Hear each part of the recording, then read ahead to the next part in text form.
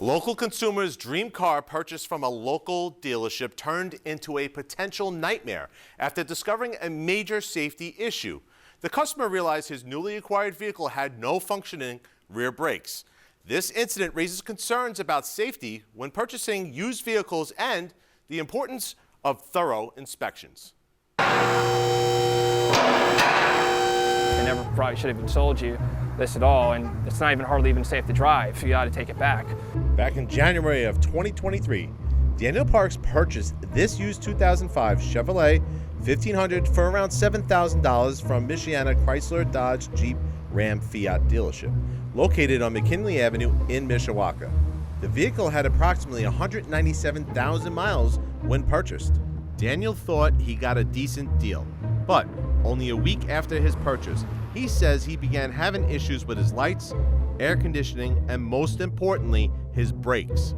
He took it to the nearest mechanic for repairs, and Daniel says what he learned was a big surprise. They told me that there was a brake fluid leak and that there was a whole mess of other issues that are all documented on one of the papers here, and they essentially said, but you got like $1,000 worth of repairs you need to get done on this. So Daniel returned to the dealership where he purchased the vehicle from and shared his issues. They concurred, yes, there is in fact a brake fluid leak on there, and we'll fix it all free of charge. Sorry about this, it's all water on the bridge, we'll take care of it. Well, the thing is, they fixed the brake fluid leak, but all they actually did was they essentially pinched it off and rerouted all the brake fluid up over to the front brakes, leaving the rear brakes with absolutely no brake fluid, essentially rendering me with no rear brakes. Daniel explained the ongoing issue in this video, shot shortly after he got his car back from the dealership. And as you can see, I am hitting the brake, and it is not stopping. Daniel also provided ABC 57 this photo of his rusted brake line. His next step, heading back to the dealership again, asking them to fix the problem again. Well, originally I just wanted to make it drivable, where it was safe and whatnot, but it's kind of stupid going back for help to the same people that keep screwing you over. I visited the dealership on probably about 6 different instances, and it's always been just giving me the runaround. Daniel took the vehicle to Firestone Complete Auto Care on West McKinley Avenue in Mishawaka to get a second opinion and to see how much it would cost to fix the problem. Daniel was quoted just over $4,300. I met Daniel at that Firestone location and talked to a service representative. The Firestone rep would not go on camera for an interview, but did confirm that the brake lines were pinched and rerouted to the front.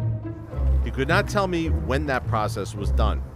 Since Firestone wouldn't talk about this issue on camera, I decided to find an expert who would show and tell me more about this issue. I found one at K&J Auto in Mishawaka. The owner, Kyle, had a Buick in his shop with rusted brake lines, the same problem with Daniel's vehicle. Go ahead and push down on the brake pedal. Oh yeah, There you go.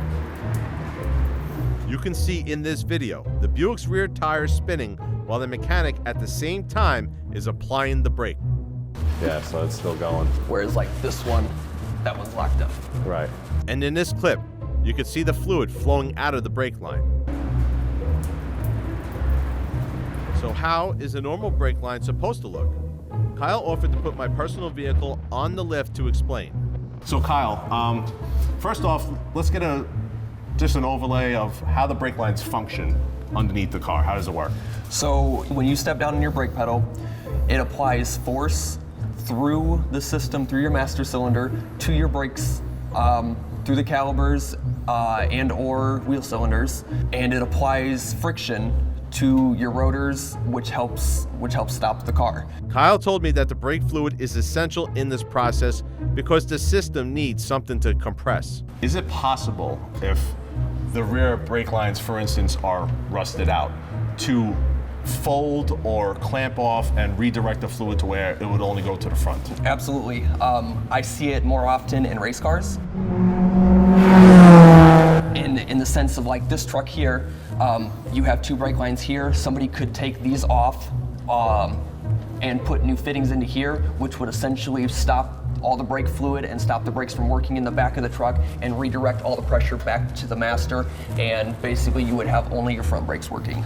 Armed with this knowledge, I contacted the Michiana dealership who sold Daniel the vehicle and spoke to the sales manager who declined to comment.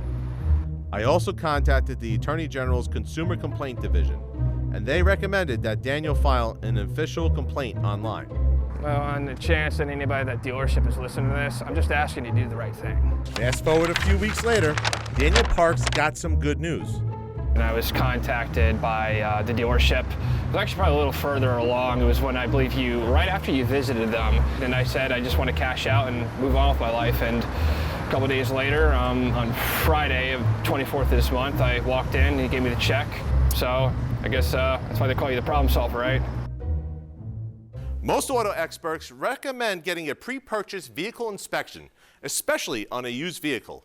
We are told that the process takes about 15 minutes, and this could save you money in the long run. If you need to file a complaint with the Indiana Attorney General's office, you could call 317-232-6330. In studio, Kevin Wormhold, ABC 57 News.